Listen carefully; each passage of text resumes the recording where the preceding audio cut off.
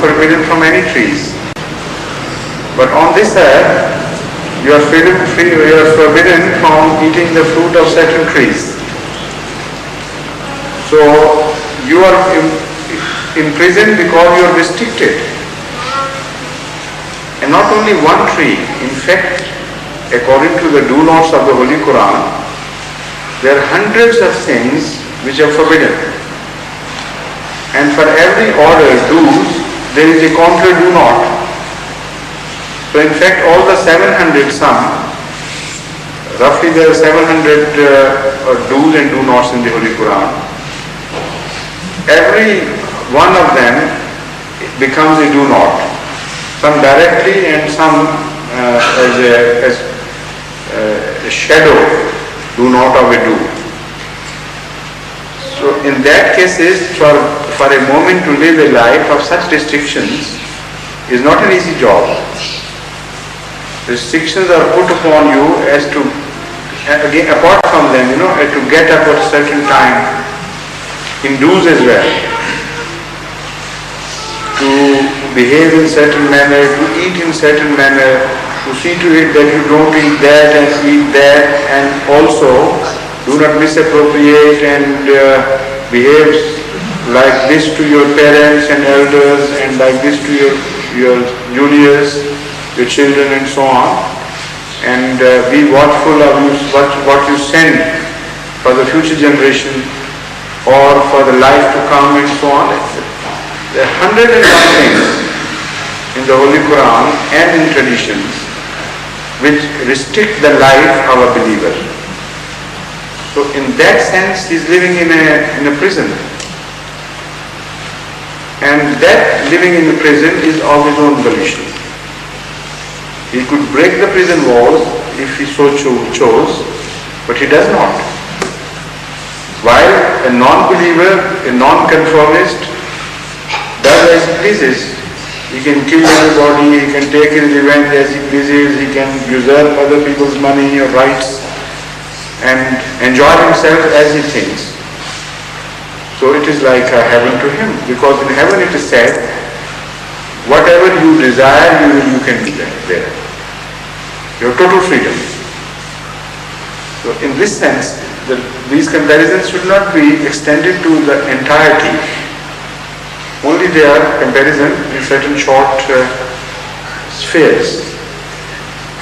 When the Holy Quran tells us of the heaven of the Mu'mins, it means that they love Allah so much that to abide by His wishes or His desires or His injunctions or orders is their pleasure, or becomes ultimately their pleasure. And those things which appear as restrictions to the outside observer that do not remain any more restrictions. They become pleasure. Moreover, after a while, living in certain restrictions, you also acquire a taste for those restrictions. Like it happens in civilization. What is civilization against beastliness? A number of restrictions. It breaks down to this. In the world of beasts, there are no restrictions. In the world of civilization, there are certain restrictions, even as to how you should put your fork and where you should put your knife and how you should use them. And if you don't do that, then you are looked down upon. So there are more restrictions put on by civilization on a civilized people than perhaps by a religion. But because people get used to them and they have acquired their taste, so that becomes a heaven to the civilized people. While to begin with, when you begin to teach children how to behave civilly, it is a hell for them. Have you not seen children, rebelling against their parents? You are interfering with our lives, you should do this and should do that and should not do this and should not do that. To begin with, they thoroughly,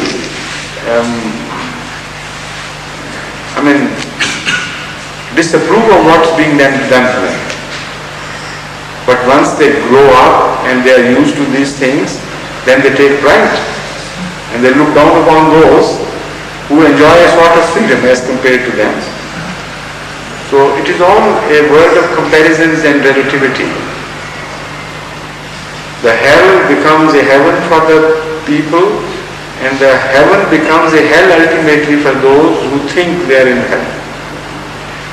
So those who really believe in Allah and act according to His desires, His wishes, not only orders, but I am intentionally using the word wishes.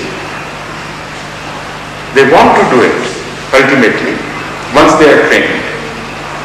The same world of restrictions becomes a world of pleasure for them. And that is when they receive their heaven.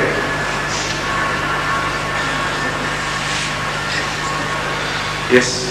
No, I'm sorry, I promise. No, I promise you.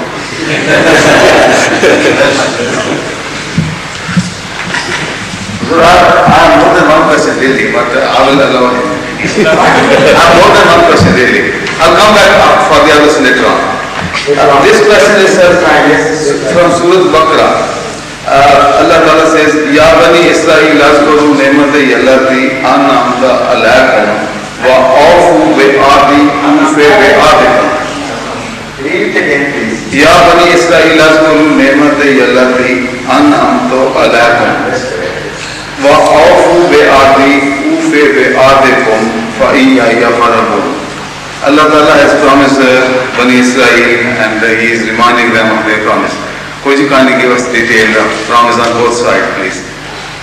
No, I won't.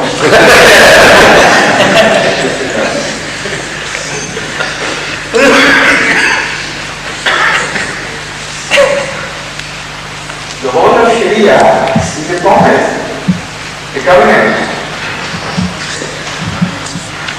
So how do you give the detail of the Sharia here in your time? That's what I meant. I'll come back sometime.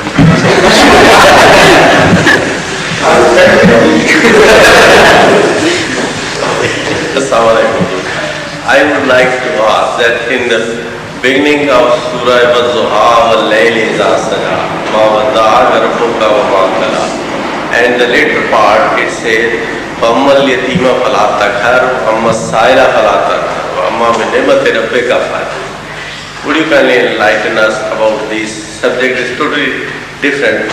What relations we have in this?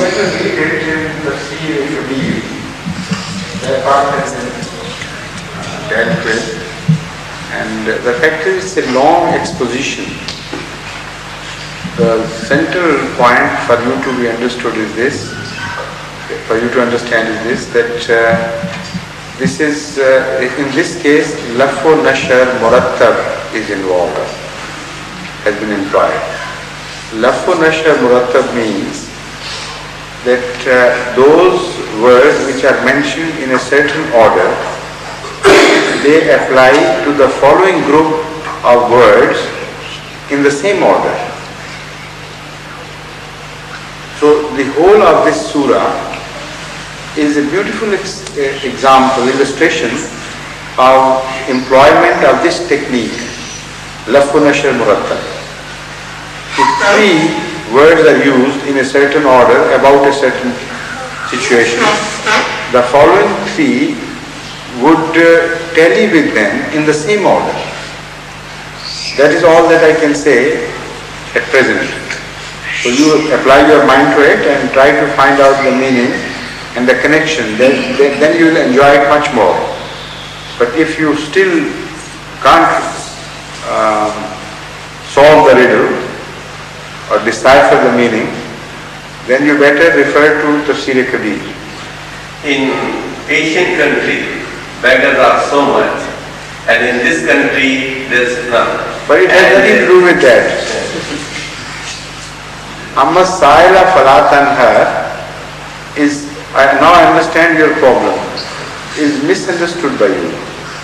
Sa'il, you are a Sa'il.